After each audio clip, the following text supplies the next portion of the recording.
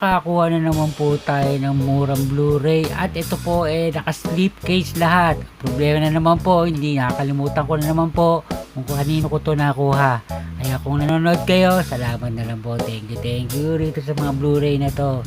At ito po karamihan po rito ay upgrade. Meron din po tayong downgrade.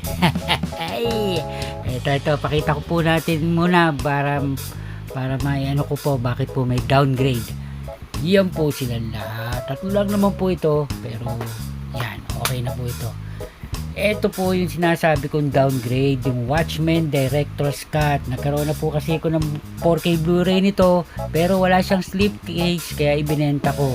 At ito nga po, na-tsempohan ko tong Blu-ray na to at lenticular siya. Yan kaya panalo po. Siguro po pag hindi na po natin i-upgrade to dahil hindi naman din po ako ganun kahilig sa mga superhero. Tsaka okay, ang tunog po nito ay napakaganda rin po. Pwede na po siguro to. Yan, Watchmen. Yan po yung spine at likod. At ito po ay 3 disc. Yan po, meron po siyang insert, medyo makapal. At ito po yung Watchmen Director's Cut, yung movie. Tapos ito yung special features niya. At ito yung pinaka DVD at digital copy. Yan. At ang kagandahan po rito, ayan po, naka flipper siya. Usually po pag US hindi po nakaganyan ano lang, British tsaka Australian. Yan po, yun ang maganda rito, naka-lenticular siya, di ba? Yan, Watchmen Director's Cut. At yung susunod po natin, sa tagal po ng panahon, wala pa po pala akong high definition itong movie na to.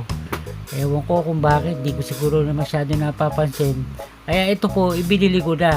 Yan po, yung T2 Judgment Day kay Arnold Schwarzenegger, Skynet Edition.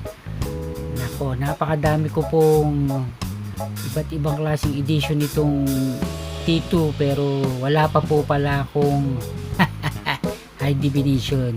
Puro DVD lang po. Ito, nagkaroon na po tayo. Yung 4K Blu-ray po nito, siguro pag nakakita rin po tayo ng mura, upgrade din po natin. Pero marami pong issue yun kaya kahit pa paano, okay na rin po ito. Yan. At single disc lang po ito. At may lock siya Yan po natin yung artwork ng likod nito. Wala, yun lang pala. Okay, Skynet Edition ng T2 Judgment Day Terminator 2. Yan diba? At yung huli po natin upgrade po ito sa aking DVD Unstoppable kay Denzel Washington tsaka kay Chris Pine. Ito po, napakaganda po ng tunog nito at gustong gusto ko rin po itong movie na to. Upgrade na po natin. Meron nga lang pong konting tama yung slipcase niya. Spine at likod.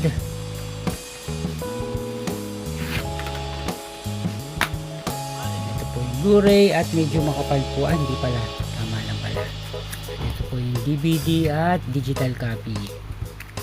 Yan ang insert. Unstoppable. Wala, hindi pala DVD yun. Digital copy lang po pala talaga. Yan, Unstoppable. At ito lang po ang ating nakuha ngayon hanggang sa susunod na video. Thank you!